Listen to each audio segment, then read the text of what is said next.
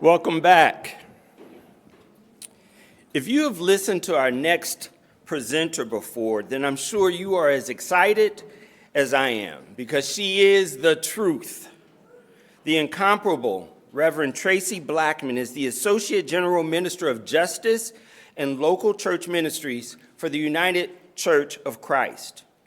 As a featured voice on many local, national, and international platforms, Reverend Blackman's work focuses on communal resistance to systemic injustice through the redemptive power of love. Her religious practice is rooted in principled discipleship lived out through congregational and community engagement. Today, Reverend Blackman will present Decolonizing DEI, a session that will examine the many ways well-meaning efforts to increase DEI are affected by the deeply entrenched societal dynamics that drive privilege. Reverend Blackman's session will explore decolonization as the process through which we do the intentional, conscious work to understand and dismantle the current status quo. Please give her a warm welcome.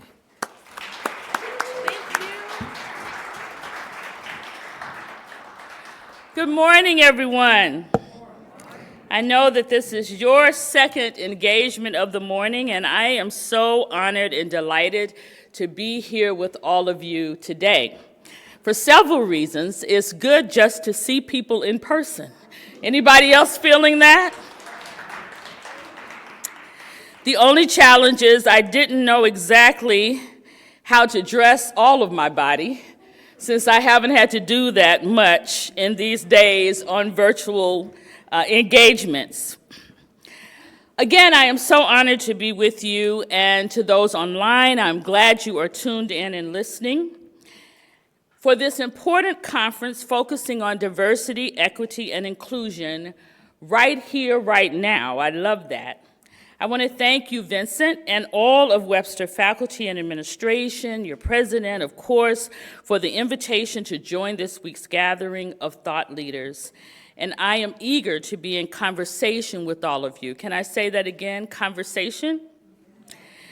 As Vincent told you, my name is Tracy Blackman, and I do serve as the Associate General Minister of Justice and Local Church Ministries for the United Church of Christ.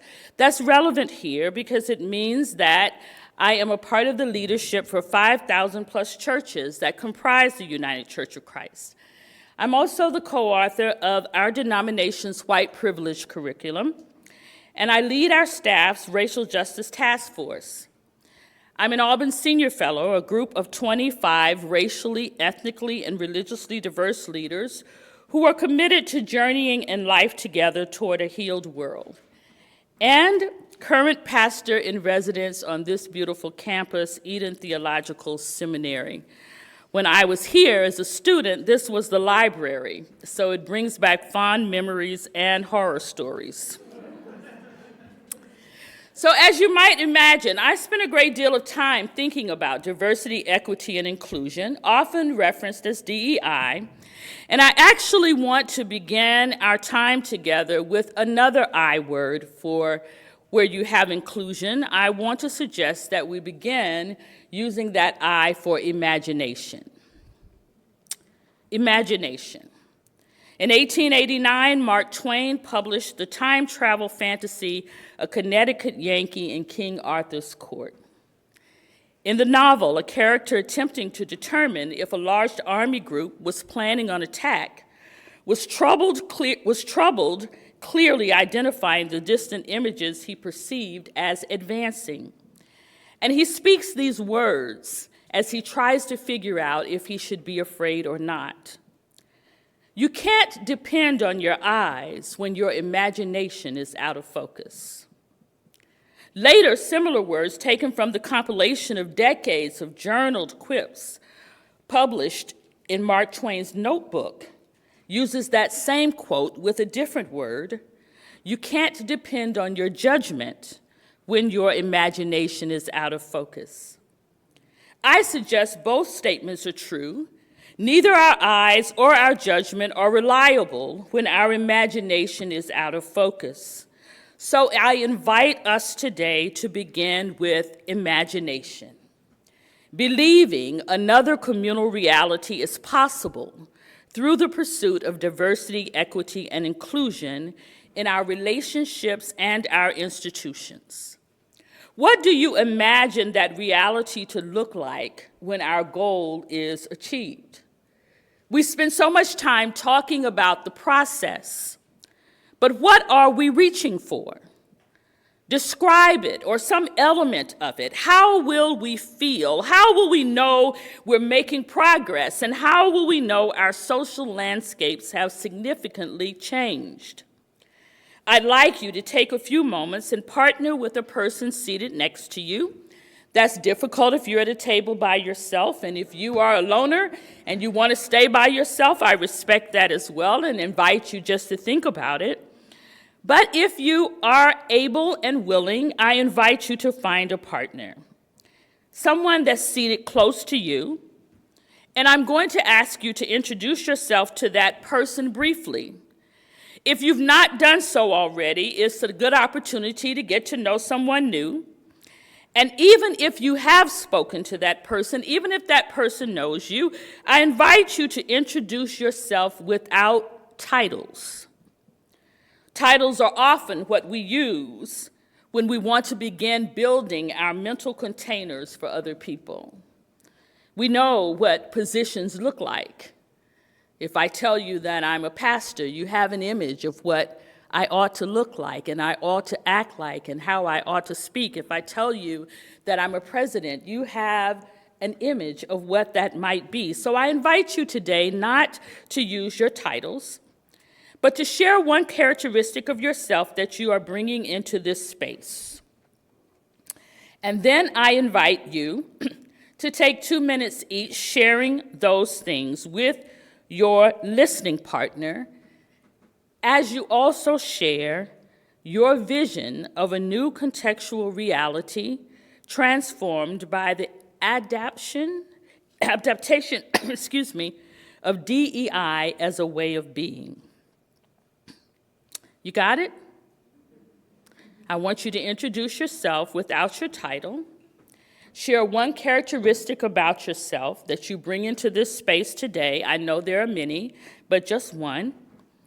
And then I invite you to share with your listening partner your vision of a new contextual reality that is transformed by the adaptation of DEI as a way of being.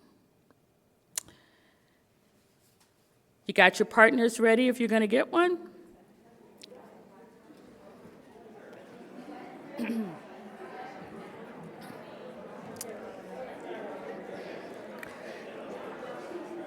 I promise you don't have to do a lot of this, but just today.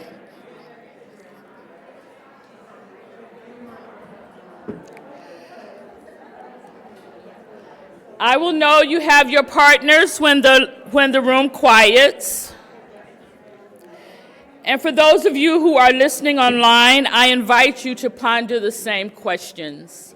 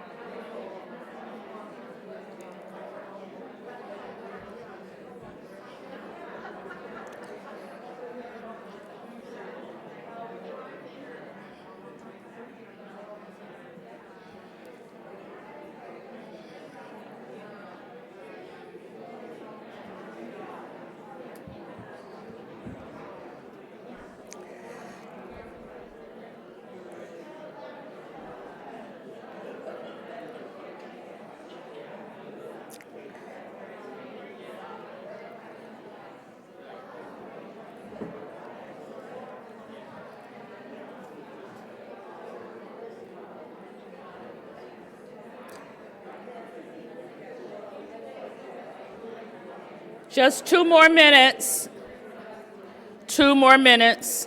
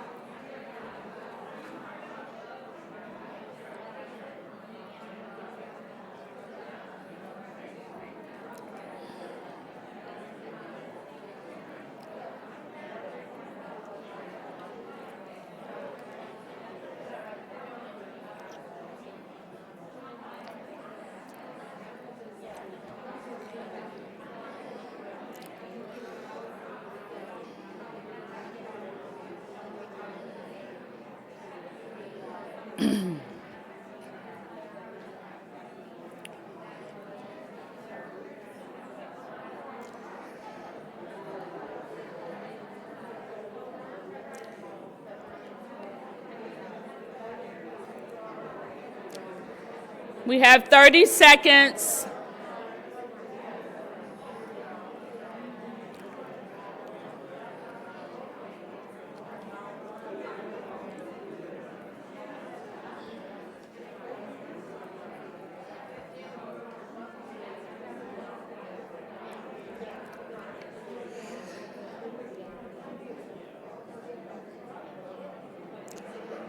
I ask that you begin wrapping up your conversations. Finish that final thought.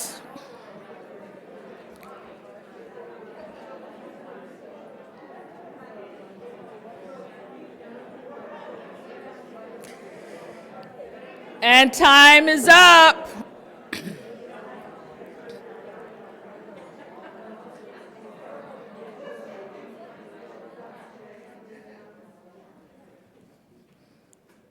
Imagining is fun, right? So it's difficult to know when we are nearing a destination if we have no idea what that destination looks like. If anyone is willing to share what they imagine, I'd love for you to do so that everyone could hear. And those of you who are online, we invite you to put your imaginings in the chat. I can't read them right now because of our setup, but I would love to read them later. Is anyone willing to share what you imagine? I see a hand in the back. Yes.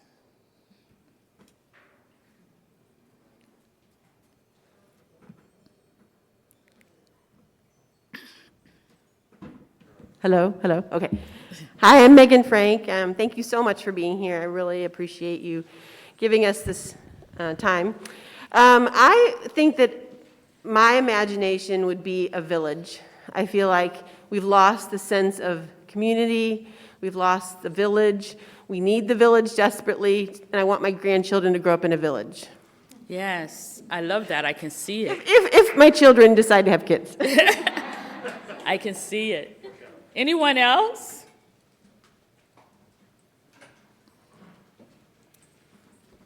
I'd like to see a world where, and just disclaimer, I'm a Roman Catholic, but the Jesus that I see in the Gospels is somebody who went out of his way to bring people who are different together. And right now, I believe there's too much emphasis on excluding people rather than bringing them together. And the second thing is that even the science of Jesus' time, which is way outmoded, we need to bring science and religion and politics together. So my vision of the truth, and some of these books, if you up on brain research and things like that, it's dynamic truth. The brain is constantly changing. The world is constantly changing. So the vision has to be of a dynamic truth that continues to adapt and incorporate or include everyone. So I that love would be that. my vision. What do you guys think? Thank you. Thank you for sharing. Anyone else? I'm a little short, but diverse neighborhoods, that's what I envision, being able to speak to your neighbor and it's not a fearful thing, you know. I didn't really grow up in the time where you could go and borrow a cup of sugar, but I heard about those times. And so something like that, a time like that, being able to, your next door neighbor's another race or just anything, and it's all okay. So just diverse neighborhoods is what I would like to see. Thank you. Thank you. Can you all see that? I see one coming to the mic, and then if there are those of you who imagine a world in your workspace, I also want to hear some of those. You don't have to change what you have if you're in line, but if you have imaginings of if DEI is working, what does my work environment look like? Yes, sir. Well, my first thought on the first part of the question was I would like to create systems that make poverty less expensive on the poor.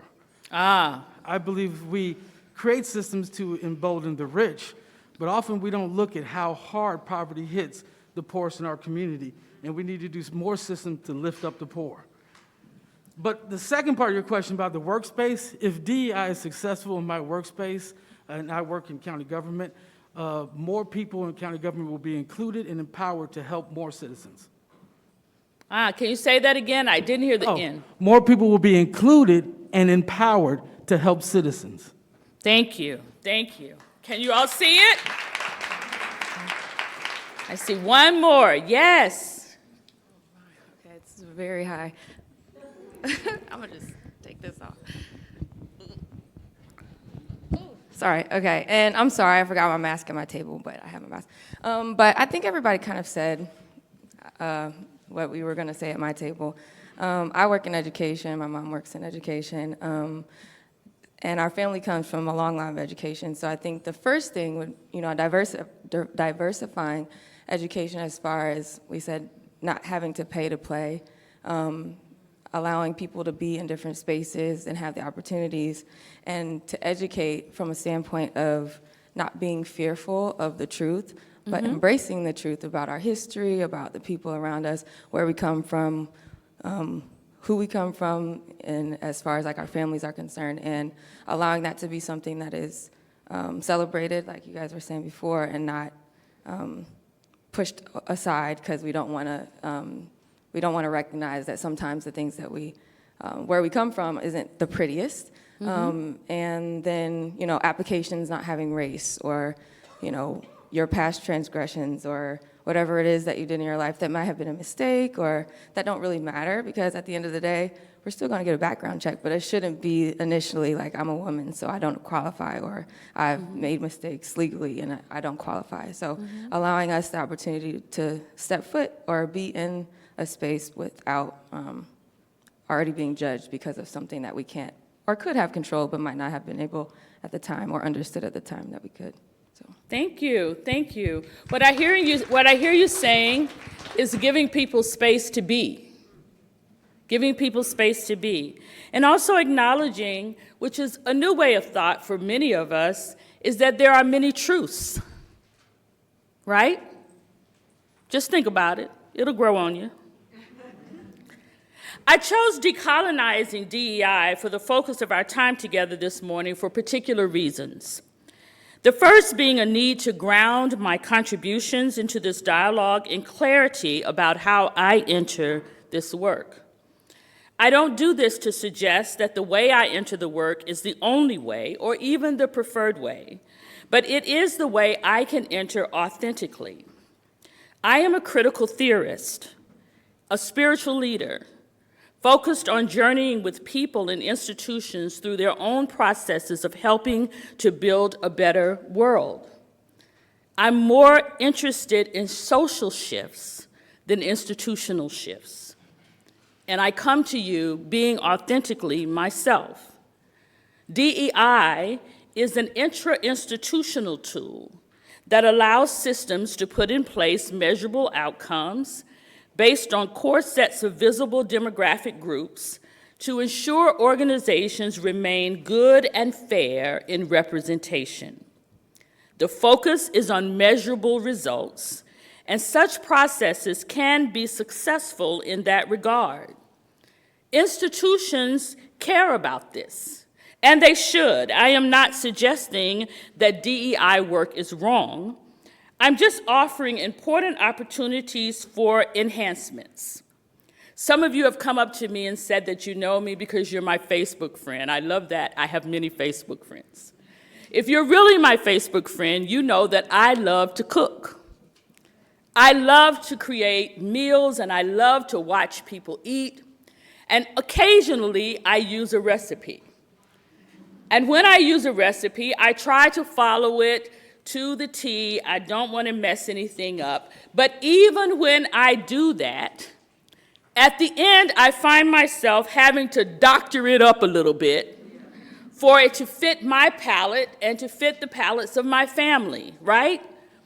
There's nothing wrong with the recipe. It creates what it says it's going to create, but it just needs a little help. That's how I look at DEI. There's nothing wrong with it.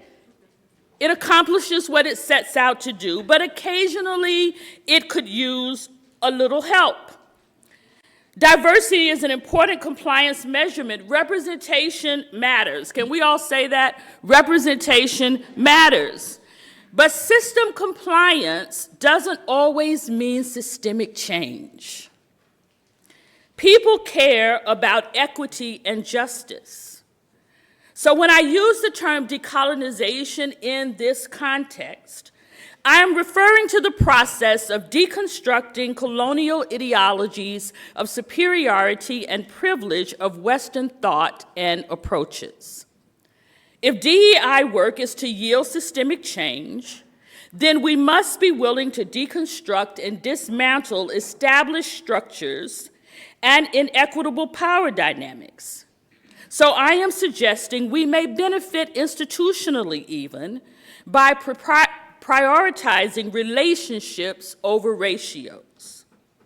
What if we were to move from imagination being that I word to inquiry being that I word? A focus on the decolonization of DEI goals in institutions looks like systems and processes that are transformed by the cultural capital of the entire workforce, as opposed to greater demographic representation with little systemic change in the policies and praxis of organizations. I want to tell you a story. I'm an only child. If you spend any time with me, you'll know that pretty quickly.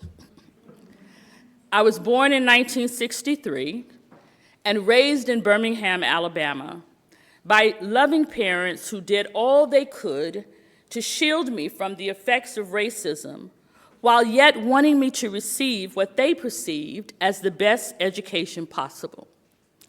I did receive an excellent education, but their choices of educational institutions for me meant that from third grade until college, I was never in a classroom with another person that looked like me. I was never in the classroom with a person who shared my rich cultural experiences. And it wasn't until I reached college I still wasn't in the classroom with anyone who looked like me, but it wasn't until I reached college that I had that experience. And if I'm completely honest with you, it wasn't until I came to seminary at Eden at 36 years old that I had a teacher that looked like me. I was exposed to many cultures, cultures of wealth and cultures of whiteness. Those things are two separate things, by the way. And they prepared me to navigate life in ways that have most definitely shaped who I am. But very few of my classmates were exposed to my life outside of school in similar ways. Space was made for me in the institutions, and space was made for me in many homes, and that is important, but it was not a two-way street. It was not a hostile space for me, although there were moments of hostility. Of course, there were racial instances and assumptions because many of my classmates were also having their first experience with a person of color, and children are brutally honest and brutally curious. So our interactions were sometimes tense, but we worked it out. And schools were our containers for this work. I graduated high school in a class of 32. I was not a straight A student, but I maintained a high B average, and in addition to my B average, I served on the debate team, was a thespian, was a state oratorical winner in both French and English. I sang in our touring choir, and by my senior year in high school, I had earned enough credit by attending college in the summer to enter college as a second-year student. My high school's tradition was to take each class on college tours in our sophomore and junior years. In our sophomore year, we took a week to tour the East Coast Ivy Leagues. And in the junior year, we did the same tour with what we call the Southern Ivies. This is possible when you are graduating in a class of only 32 students. Early in our senior year, schools that we were interested in would visit us as we prepared our final decisions. In my senior year, we received a visit from Harvard. A few of my classmates wanted to attend there. We'd visited the campus, and they wanted to hear more from the representative. So the Harvard representative visited us and reminded us of what it takes to enter Harvard.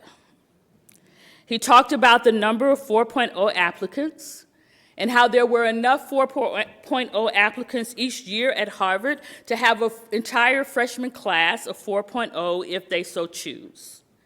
He reminded us that in addition to grades, we would need extracurricular activities to stand out in the applicant pool.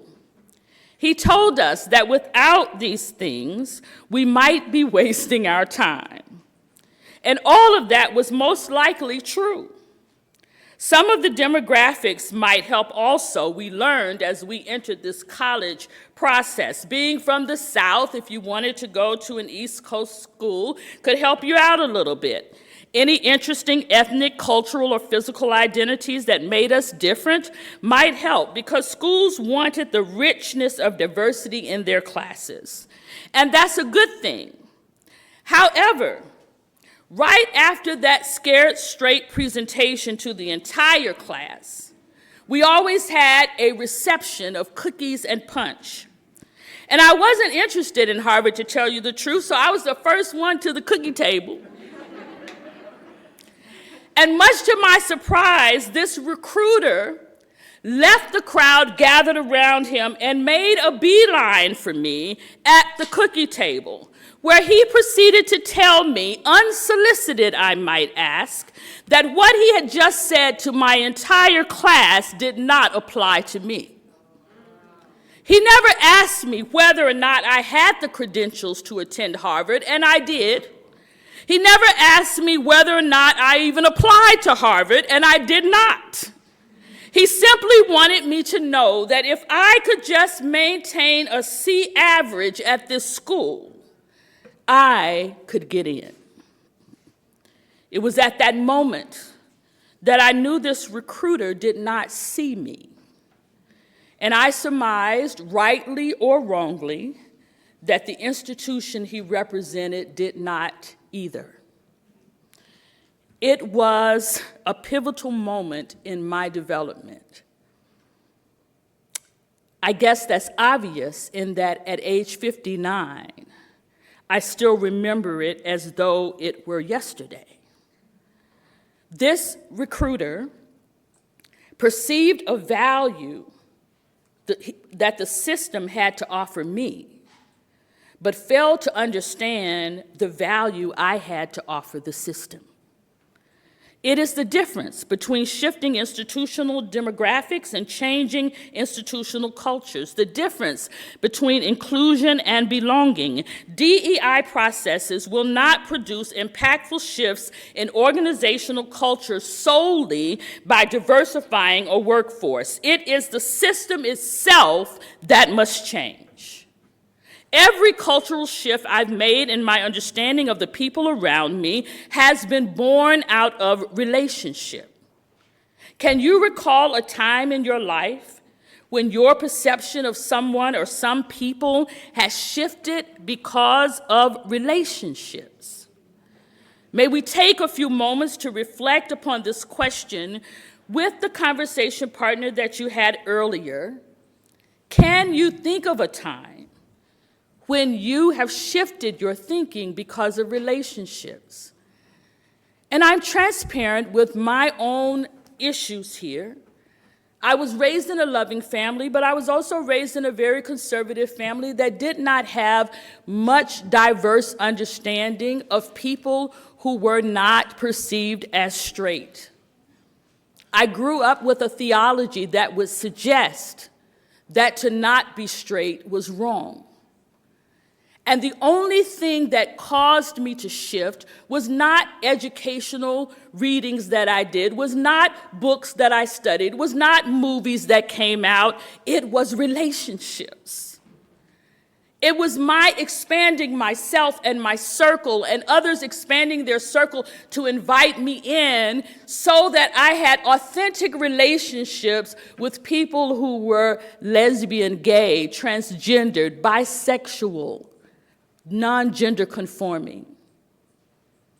And much to my surprise, most of them were more deeply spiritual than I.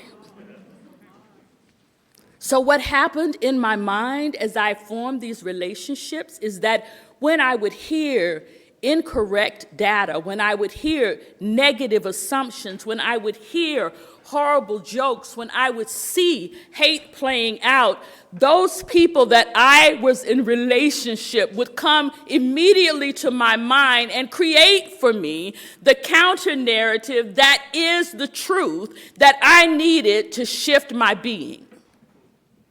It didn't happen just because I was sitting by someone. It happened because I got to know someone. I am suggesting to you that a part of that extra seasoning that's needed in DEI is a commitment to relationship building. And I'm asking you now to share with someone close to you, perhaps a moment when you remember that your life changed, your life perspective changed because you were in relationship with someone. Do you get what I'm asking? Do you have such instances? Not just around that. When I enter buildings now, I look at access because I'm in relationship with people who need different accessibilities than I do. Do you understand what I'm saying? I'm a preacher. I pay attention to churches that don't allow access to the pulpit unless you can walk up the stairs. What does that say about us and about God? I invite you. Choose a partner, a different partner, same partner, I don't care. And spend a few moments 5 minutes I'll give you in conversation about how relationships have changed your point of view.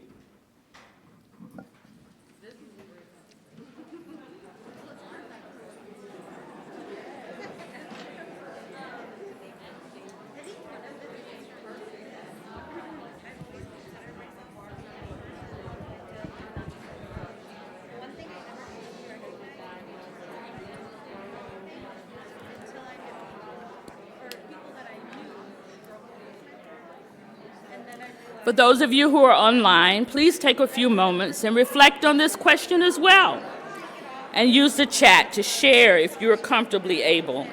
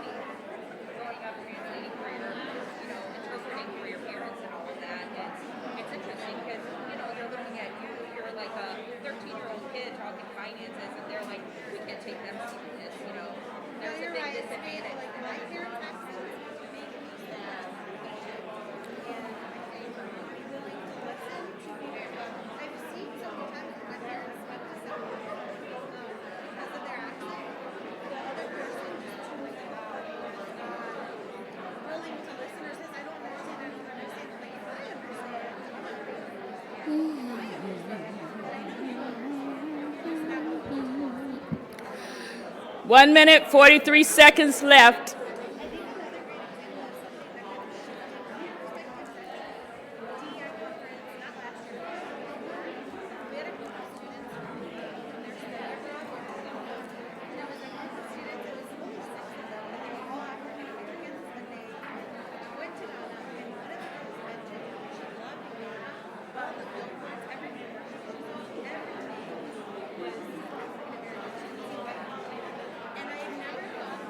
And I had never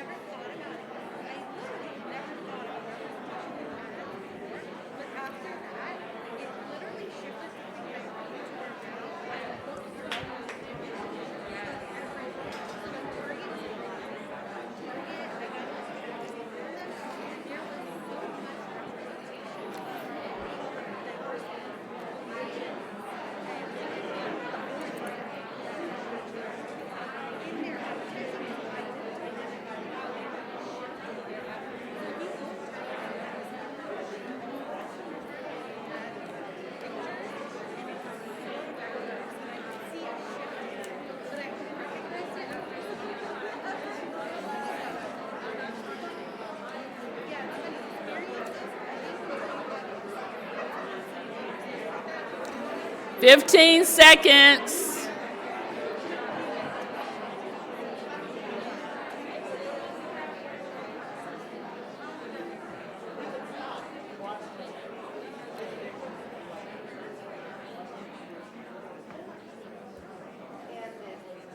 Time.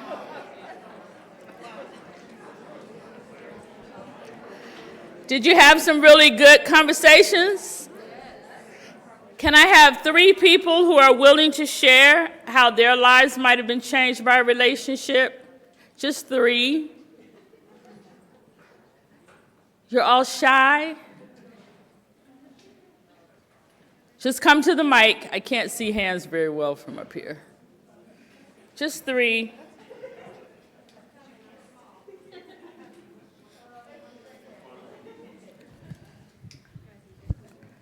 Can y'all hear me? Okay.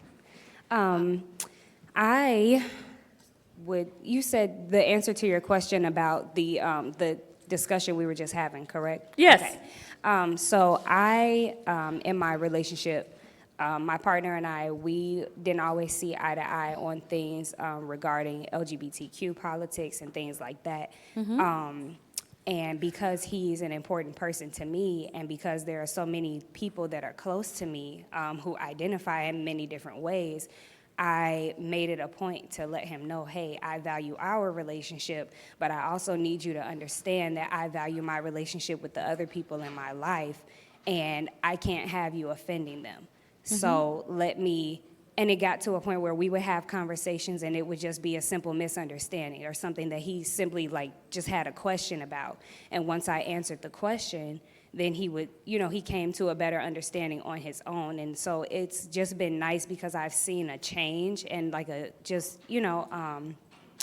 an actual effort being made on both of our parts, because we're not perfect, but an effort being made on both of our parts to be cognizant of what we're saying, being aware of who we're around and the type of spaces that we're perpetuating, because we have an agreement that when we do have kids, we want to be a safe space for them and for their friends and their families or whoever. So I don't want to ever make a joke or make an assumption that might make someone feel uncomfortable in my presence, and then later on they feel like they can't come and talk to me about something.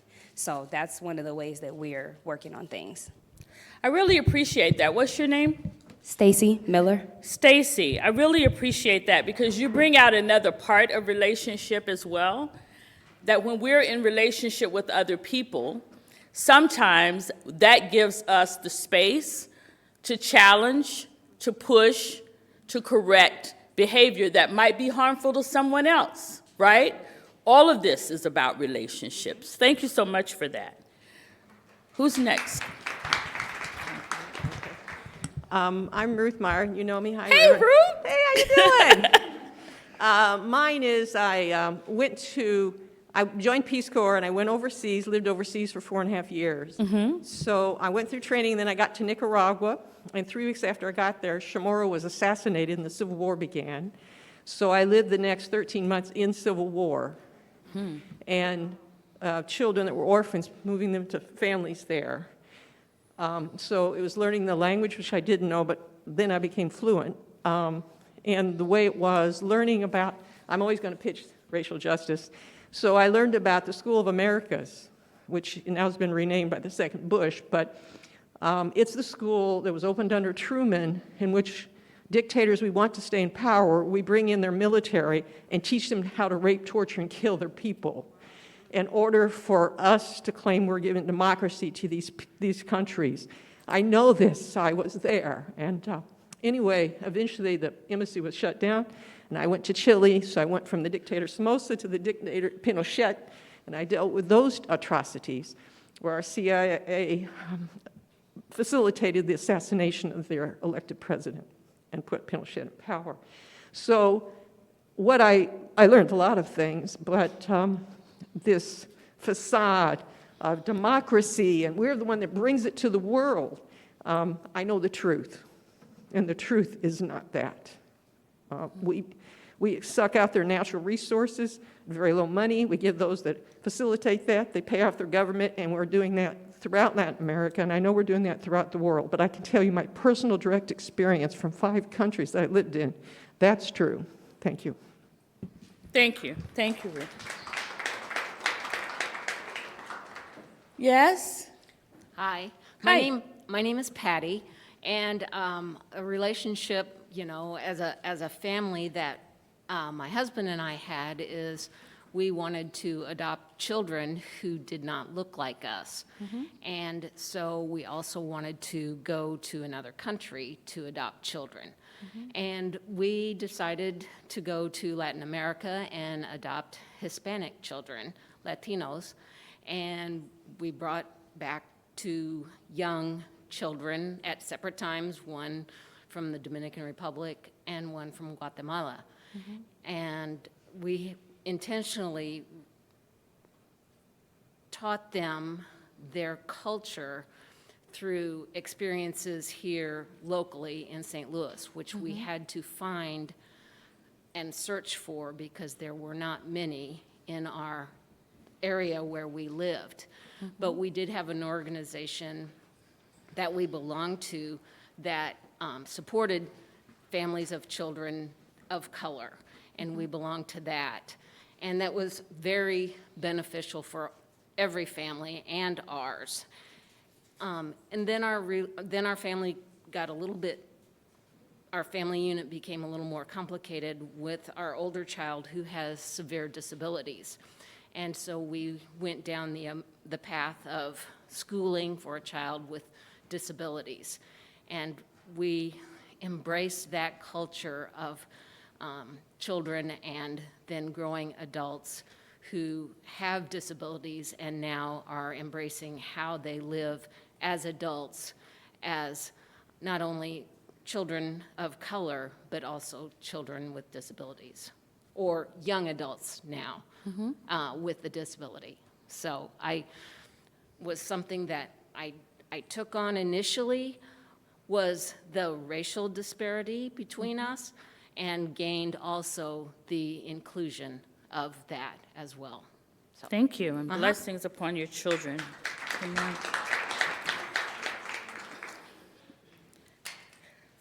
So what I hope that you will take away from your experiences, shared or not shared, is that relationship building levels the playing field by disarming assumptions. That relationships, genuine relationships, level the playing field by disarming assumptions. Going back to DEI systems and offices and organizations, we assume the way our systems operate are the way they must operate in order to achieve our desired goals. Not that it's a way it can operate, but that they must operate that way. In my line of work, at the United Church of Christ, we have not enough diversity, but just enough diversity. I'll just leave it that way.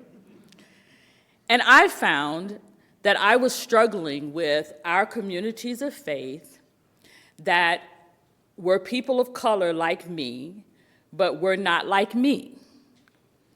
Our Samoan ministries, our Latinx ministries, our Pan-Asian ministries, our Native American ministries. And the place of dissonance for us was that as an administrator, there were certain reports that I need to get from different ministries, and I need to get them by a certain time, in a certain way. And I have been enculturated into a certain way that is supposed to happen. Basically, I tell you what I need and you give it to me. On time, in the format you're supposed to give it to me.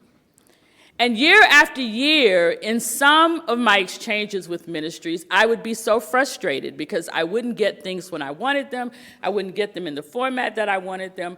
Oftentimes, I'd have to go and have dinner before I could get them. I just didn't understand.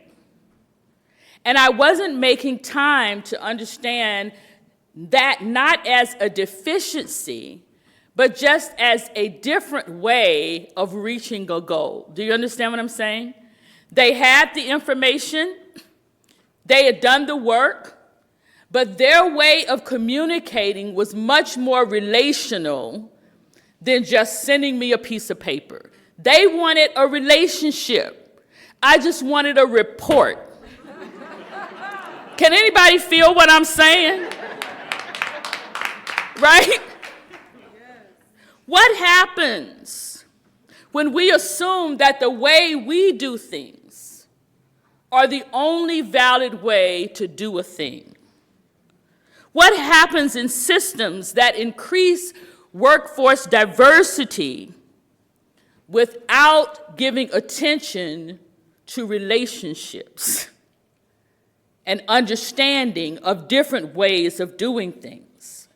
How might DEI initiatives in the workplace or in other types of organizations help shift organizational culture if we began to focus some attention on relationships, including inquiry of the current leadership's culture? Decolonizing DEI may mean creating space for top leaders to articulate their individual and collective identities the same way I've asked you to do, that they may also influence the culture and the experiences of the organization. This involves gaining an awareness of the diversity within and across groups and a consciousness that we are seeking to invite others into a cultural context that is shaped by those who are already present. If diversity is all we want, then that's enough. But if inclusion is what we're after, then it is not. What questions might we begin to ask of the system itself if we start by examining the prevailing cultural context and naming it as such? Not as the right way to do it, but as the way that we do it, because of the culture that exists in our organization. Relationships, my friends, holds the ability to change people. And it is only changed people that change systems, not numbers. Changed people change systems. So what if we were to do this imagining and do this inquiry and then prioritize not diversity, but equity? What if we reverse those and we focused on equity? Because equity refers to fairness and justice, and diversity refers to difference. And people ultimately care about fairness and justice, equity, which I am distinguishing from equality. Equality means providing the same opportunities for everyone.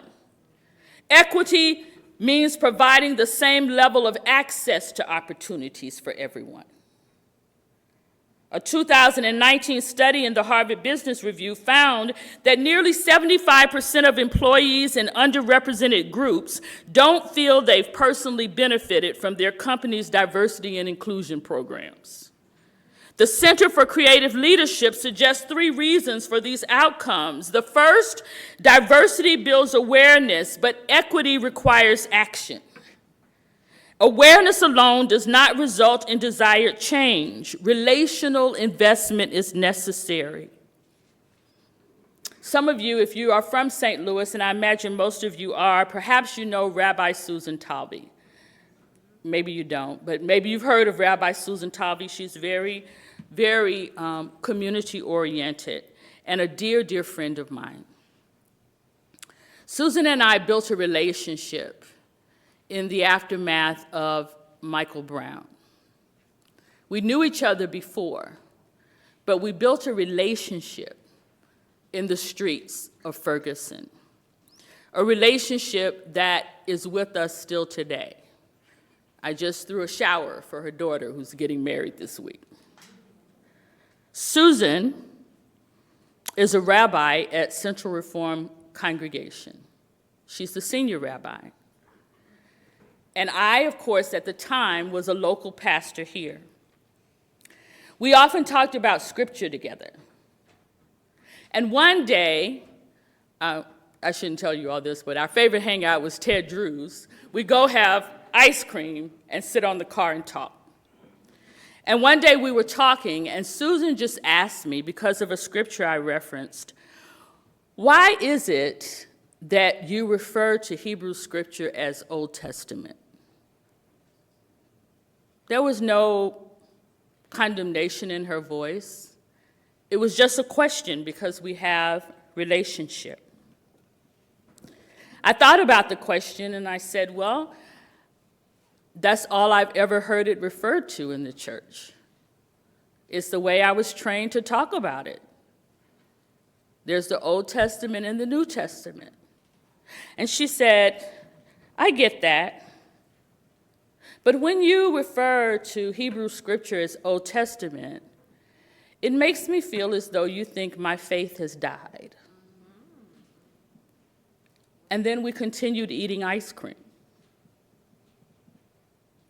But from that day to this day, because of my relationship with Susan, I made a decision that it took nothing from my preaching or my teaching or my understanding of Scripture to make a shift that was important to her. So I began saying the First Testament or Hebrew Scripture, which also offered opportunities for me and my local congregation to begin to teach differently. Being together in a room didn't do that, but having relationship with one another did.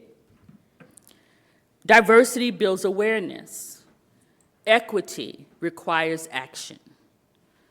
The second point that the Center for Creative Leadership makes about this is that new expectations without leadership are one of the reasons that diversity and equity programs often fail. Too often, DEI initiatives are viewed as appendages to organizational culture and relegated to HR departments or special positions in teams. An equity focus requires all hands on deck, and it requires that it be embedded in every area of the culture of the organization. When I was hired by the denomination to be the Minister of Justice, I said, exactly what does that mean? Well, you're over all our justice initiatives. So I started showing up in everybody's meeting. What are you doing here? Well, because justice happens here. Well, what are you doing over there? Because justice happens there. True justice is a way of life. It is not an appendage to organizations. Equity is a way of life. It's not an appendage to organizations. Which leads to the third point made by this group, the Center for Creative Leadership, is that individual responsibility without organizational change is another reason why DEI efforts often struggle. It's important to note that inequity acknowledges the deficiency of systems, not of people.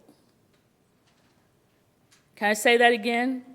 Inequity acknowledges the deficiencies of systems, not of people. There's an old wives' tale, perhaps you've heard it, about 4 generations of women. The youngest of the women is preparing to get married, and her mother decides to ask her daughter to help her with their holiday meal that year so that she can pass down to her some of the secret family recipes. They prepare these dishes together, and the mother begins to prep the main dish, which for this family was an Easter ham. I know everybody doesn't eat ham. The mother dresses the ham and then proceeds to cut both ends off of the ham and place it in the roaster. The daughter asks her mom, "Why are you cutting off the ends of the ham?" And the mother replies, "I don't know, it's just the way my mother always did it." So the daughter says, "But why?" The mother replies, "I don't know, let's call your grandmother and ask." So they call the grandmother, and she asks her the question. And when the mom asks her mom why she cuts off the ends of the ham before placing it in the roaster, the response is the same. I don't know. That's how my mother always prepared the ham. So I did the same. So the grandmom decides to call her mom, who had long given up the task of preparing the Easter dinner, and asked her why they were always cutting the ends of their hams off before placing it in the roaster. To which the great-grandmother replied, I don't know why you cut off the ends of the ham. It's such a waste. I did it because my roasting pan was too small.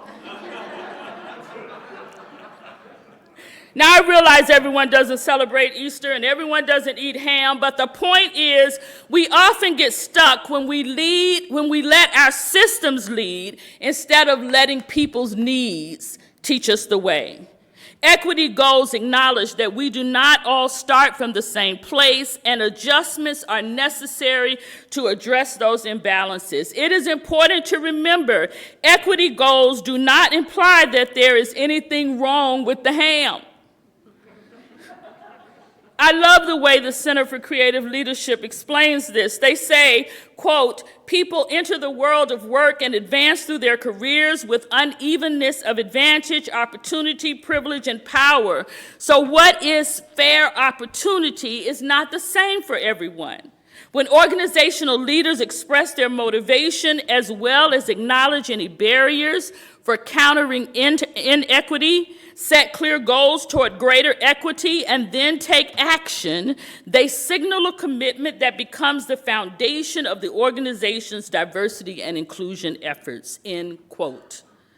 Equity is a natural pathway to diversity. Diversity does not always lead to equity. In a workplace or organizational setting, DEI relates to actions taken in order to shift mindsets, behaviors, and practices toward equitable and inclusive leadership. If shifting mindsets is the goal, my friends, then how do we deepen our inquiries and our relationships beyond metrics? What are the right questions to ask of the system?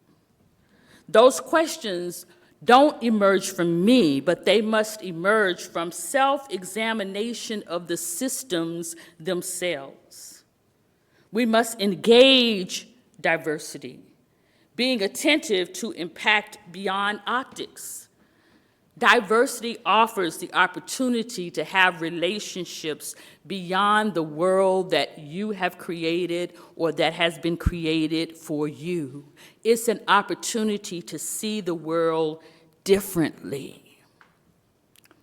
I will tell you one more story before I take my seat. In a trip to Australia, where I was keynoting a justice conference, I was sitting in a room of over 1,000 people waiting to speak.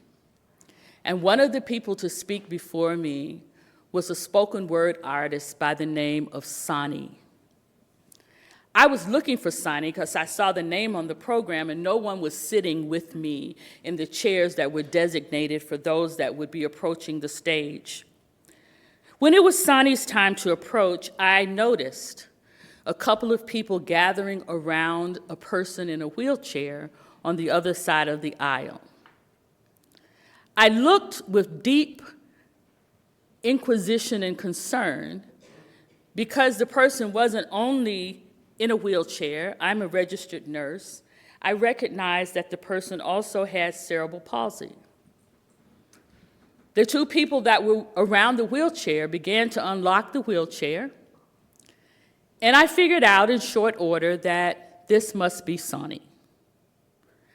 There was a ramp on the side of the stage, and I was waiting for them to take the wheelchair to the ramp and roll up, though I'm going to confess to you in this space that in my mind I was already thinking, how are we going to understand? They didn't go to the ramp. They pulled the wheelchair to the end of the stairs. It must have been about 8 or 10 stairs. And they put the locks on the wheelchair, and one person on each side of Sani lifted her out of the wheelchair and began to walk tediously with her as she began to navigate these steps. I thought it would take forever. I'm sitting there. By this time, I am appropriately colonized to hold my feelings internally and smile on the outside. But I am thinking, why are we taking all this time when they could just go up the ramp? And I began to look around at all the other people who were there, most of whom were native Australians. And I noticed that no one seemed bothered but me. So I relaxed myself and I began to let the process play out. And it did take several moments to get Sony up those stairs and then into a chair and positioned to do the spoken word. And here comes the other challenge. How am I going to understand what she's saying? And as she began to speak her first spoken word piece, there were two. So inside I'm going, oh my goodness. She began to speak, and as she was speaking on the huge screen behind her, the words of her spoken word piece began to scroll. They scrolled at a pace and a rhythm that allowed me to begin to receive Sony's speech in a way that I was syncing with her. And by the time she gets to the second piece, I don't need to read the words because I understand clearly what she is saying. I began to cry because I recognized that even in my role as pastor, that had Sony been a guest in the house of worship that I served, I would not have shifted our systems to allow Sony to be fully present. I would have expected Sony to adapt instead of us being changed by Sony. I am suggesting to you, my friends, that what happens on your job may not be as significant as that, may not be as life-changing as that, or it may be that people who are invited into space that is already crafted under the guise of diversity, equity, and inclusion never get to any of the I's until we question the system as much as we question the people. Until we're able to make space to understand that there doesn't have to be one way, until we're willing to make space for other cultures and other experiences and other life choices to impact the work that we are doing beyond the metrics that we are wanting to achieve, then we will always come up short. I did not choose the word decolonizing diversity, equity, and inclusion because of its racial undertones. I chose it for exactly the opposite reason. Because so much of our indoctrination in this country, so much of our indoctrination in our institutions have taught us that the role of diversity, equity, and inclusion is to open space and welcome other people, as opposed to the role being to be changed ourselves. And I suggest to you that in a world where color has been outsized, race has been outsized, gender has been outsized, difference has become a point of such great chasms for us. Diversity, equity, and inclusion is a way to level the playing field if we would only decolonize it so that it impacts us all. When we do that, then white becomes just another color as opposed to the paper we're writing on. When we do that, then gender just becomes another expression of ways that we go about our lives than an attack on men, women, or those who are somewhere else on the spectrum. When we do that, then we give ourselves the ability to appreciate all the many ways that we have been gifted with difference in expression, in love, and in being. And when we do that, we no longer have to worry about numbers because everyone will know that they belong. Bless you.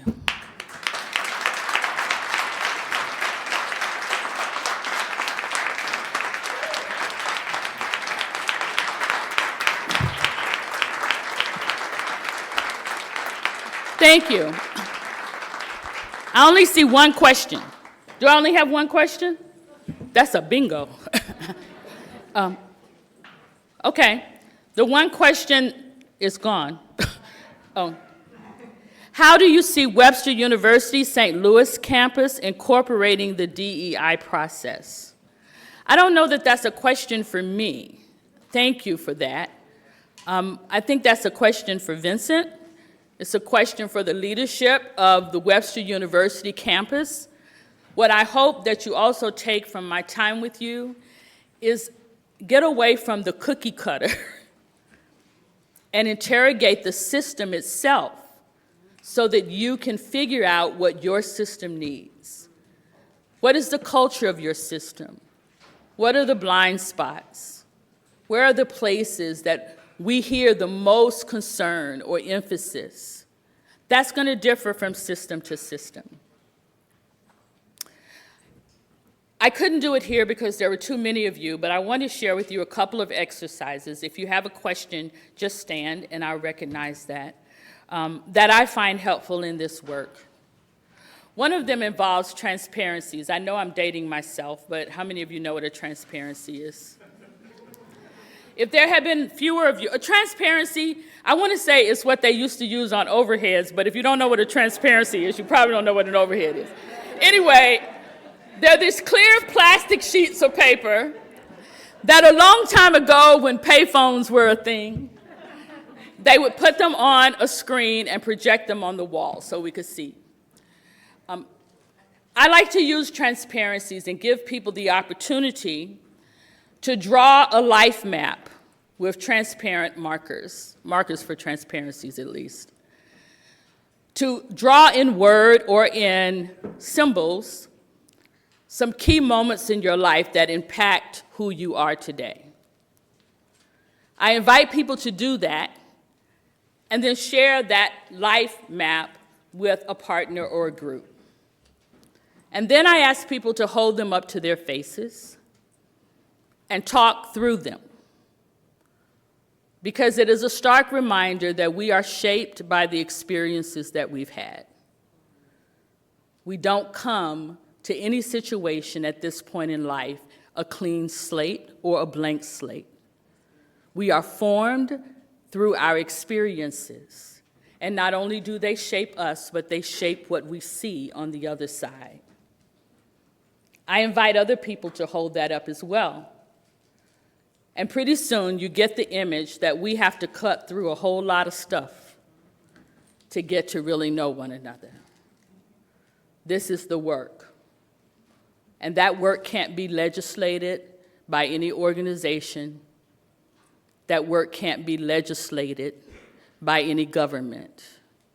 It is a commitment that we have to make to build relationships if we want to have the world that you imagined. Are there any questions? You just ready for lunch? We're good. Thank you.